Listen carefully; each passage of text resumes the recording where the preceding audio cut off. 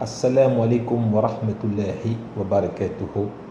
Bonjour pour certains, shalom pour d'autres. Pour cette énième édition, nous allons encore méditer sur la pertinence des propos de sa haute éminence, le saint prophète Mohammed béni soit-il.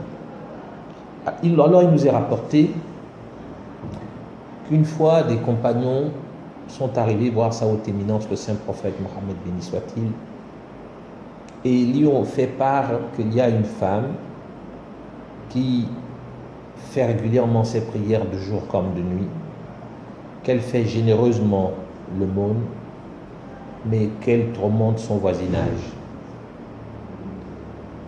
Sa haute éminence a répondu sans embâge, elle ira en enfer.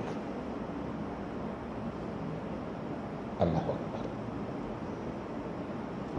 Il n'a pas hésité. Elle ira en enfer. C'est donc dire que toute personne qui se retrouverait à être dans ce même type de fonctionnement, de respecter régulièrement ses prières, de faire généreusement l'aumône, mais qu'il tourmenterait son voisinage. Et quand je parle de son voisinage, je commence du voisinage immédiat au voisinage éloigné. Ta femme, tes enfants, ta famille,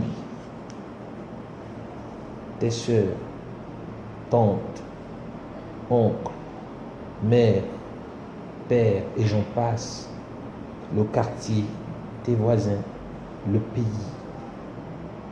Si vous êtes dans cette logique de tourmenter votre voisinage, au-delà du fait que vous respectez vos prières, au-delà du fait que vous faites généreusement le bien, sa haute éminence a été claire, cette personne ira en enfer. C'est donc dire que ces personnes, généralement, sont sujets à un défaut que nous avons déjà développé dans nos précédentes vidéos, c'est celui de l'orgueil. Que sa haute éminence a clairement donné la définition de l'orgueil. C'est le refus de la vérité et le mépris des hommes. Batarul haq wa gamtunas. Si vous êtes dans un déni de la vérité, vous refusez que l'on vous fasse des reproches, c'est le déni de la vérité.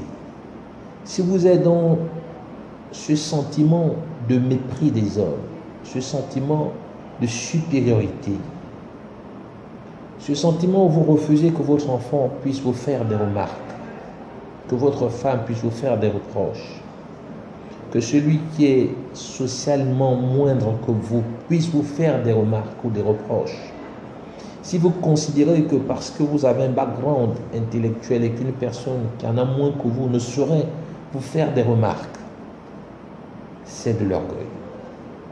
Et sa haute éminence a été claire lorsqu'il dit « Celui qui possède un atome d'orgueil en son cœur ne rentrera pas au paradis. » Il nous dit que toute personne qui nuit aux autres, Allah se chargera de le nuire. Je vous laisse méditer à ces propos de sa haute éminence. Celui qui vous parle n'est pas meilleur que vous. Et celui qui vous parle sait qu'il y a pire que lui.